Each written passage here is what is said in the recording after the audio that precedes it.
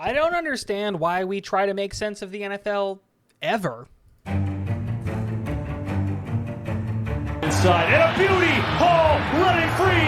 Brees Hall inside the 10! He's gonna score!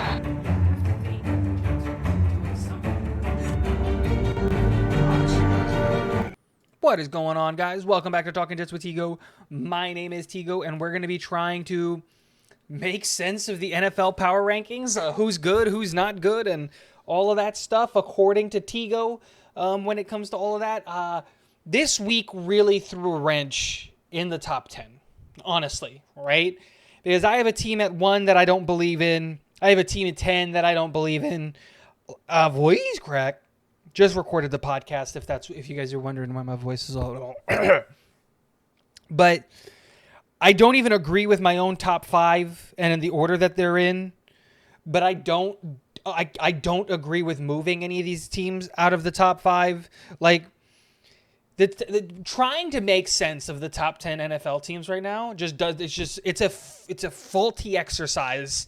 The NFL at the top, I think, is just so close. There are like 14 teams that are all really close to one another, and I don't think that there's like an outlier or like an exceptional team that like stands out above. I think on any given Sunday, any of these 14 teams can beat any of the other 14 teams. It's insane. But before we get into that, guys, if you haven't already, hit the subscribe button and hit the notification to be notified when any of the new Talking Jets with Tigo content comes out. If you haven't listened to the new episode of the Talking Jets with Tigo podcast, what are you guys doing? Go listen to that. At about 2 minutes, you'll see a little thing pop up right there. So go click on that to listen to that podcast after this video, obviously. But more importantly, guys, if you want to become a citizen of Tigo Slavia, which is the Patreon, there are links to that in the description, as well as to my Twitter if you want to hear more of my opinions and thoughts in tweet form, but also to the merch and everything else that you might find useful for the Talking Just With Tigo universe or whatever it is.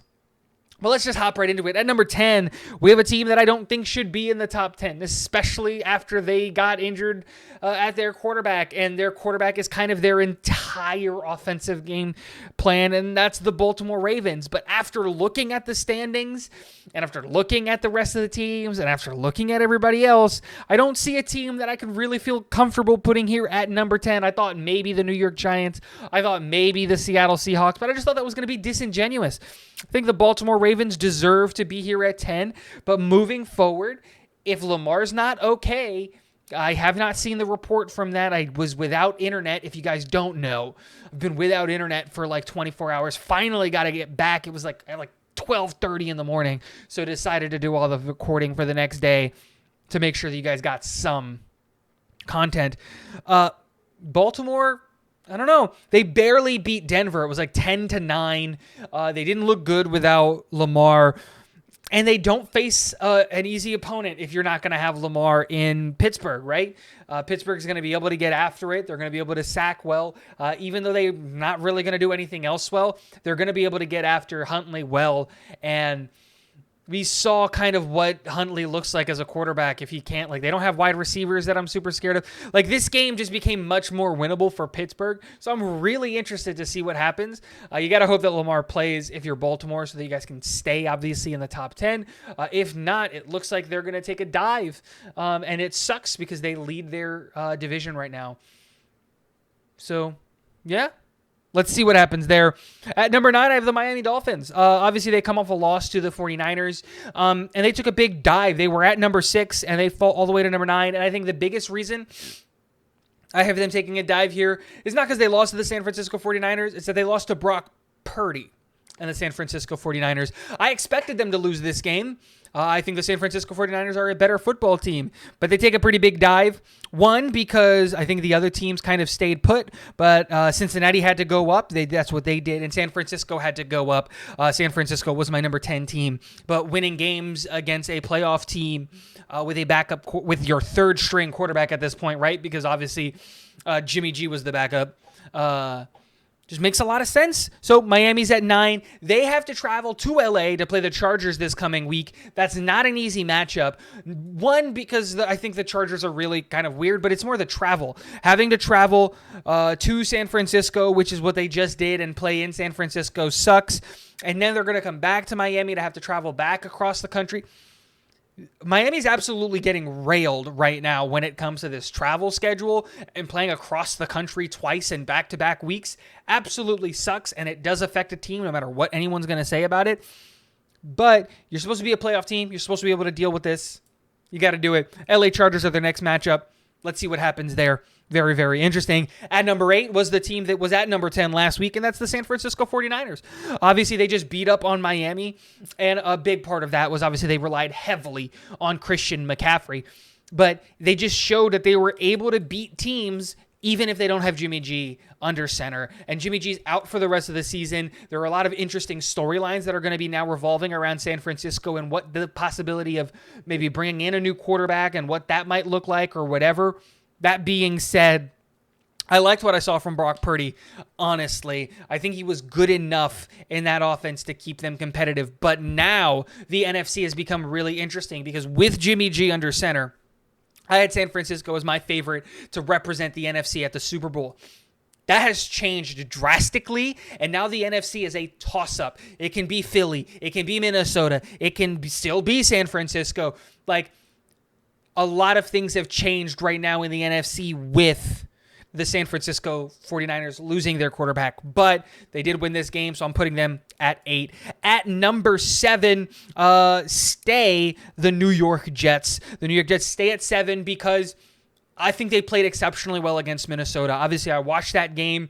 Mike White is showing that he can be a competent NFL quarterback and that we can win games with him. And I think it was the New York Jets shooting themselves in the foot too many times over and over again with dropped passes, bad play calling, and design in the red zone.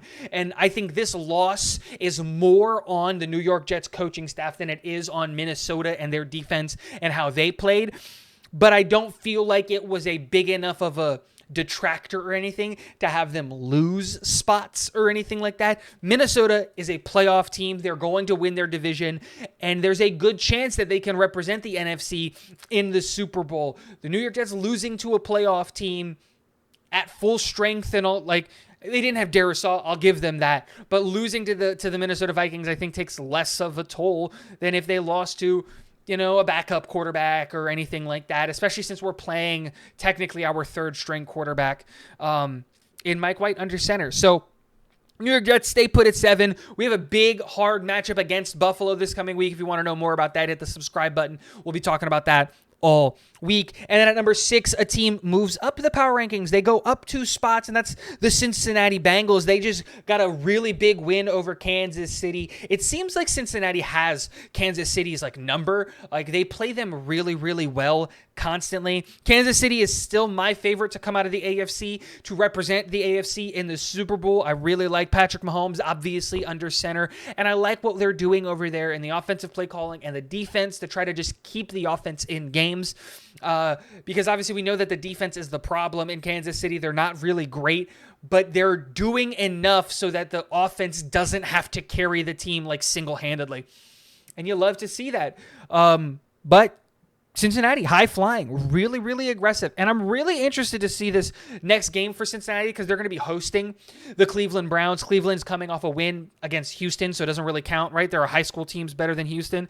And Cleveland barely were able to do that and win that game. So really interested to see what Deshaun Watson is going to look like in week 2, obviously. This was his first week back. But Cincinnati should be able to continue getting wins here. Cleveland's a team that they can beat and that they should beat. So it's very interesting to see that.